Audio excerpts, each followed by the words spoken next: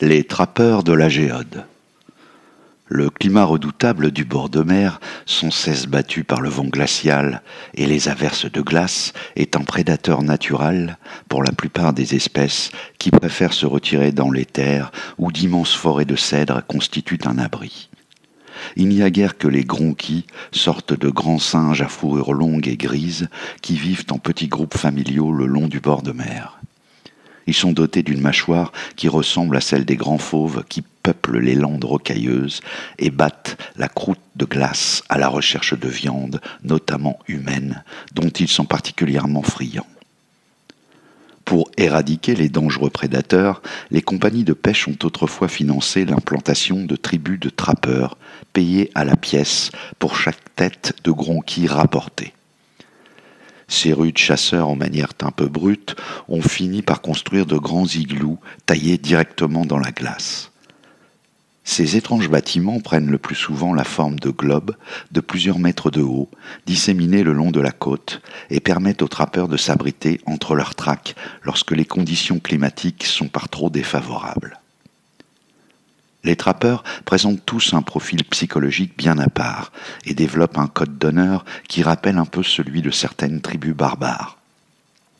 La vie en société est souvent déconsidérée par ces hommes et femmes qui n'apprécient pas les rassemblements trop importants et la rigidité des règles que la vie en communauté suppose.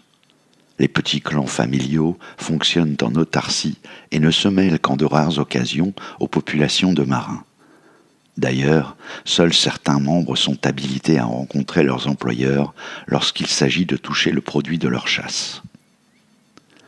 Parmi les trappeurs circulent de nombreuses légendes concernant les gronquis et leur pouvoir de nuisance. Toutes mettent en avant l'insatiable appétit des prédateurs et la cruauté avec laquelle ils dévorent leurs ennemis humains. Les trappeurs sont persuadés que ces créatures sont l'œuvre de divinités maléfiques qui veulent venger le sort que les pêcheurs réservent aux salandres. Les trappeurs ont une peur immodérée de la mer et refusent catégoriquement de monter sur un navire. Ils se déplacent sur les plages glacées en montant des harouks. Ces mammifères s'apparentent aux lamas pour ce qui concerne leur pelage, mais ne possèdent pas de pattes avant. Ils se déplacent en équilibre sur leurs pattes arrière, particulièrement musclées et pourvus de serres acérées d'ergots, qu'ils plantent dans la glace. Leur long cou se termine par une gueule allongée à grandes mâchoires. Leurs gros yeux noirs et globuleux, disposés de part et d'autre de cette mâchoire, leur confèrent un angle de vision étendu qui leur permet de fouler les étendues glacées en ayant parfaitement conscience des dangers environnants. Lancées à fond de train, les bêtes accomplissent de grandes foulées en se soulevant de la croûte glacée et peuvent atteindre des vitesses plus importantes que les autres animaux de monte. C'est ainsi qu'elles permettent aux trappeurs d'échapper aux charges des gronquis ou de fondre sur leur proie la lance à la main. Pour chasser, les trappeurs utilisent principalement de longs javelots spécialement préparés par leurs soins. Les armes sont dotées de pointes forgées, comprenant des ergots qui pénètrent la fourrure des grands singes, broient leur tissu de chair en sectionnant veines et tendons.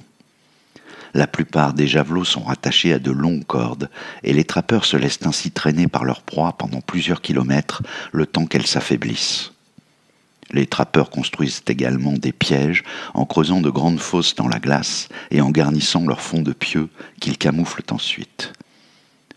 Les fosses doivent cependant être particulièrement profondes afin que les gronquis ne puissent pas s'en échapper trop facilement. Lorsqu'une créature est prise au piège, les trappeurs s'approchent au bord de la fosse pour mettre à mort la bête en la canardant avec des projectiles.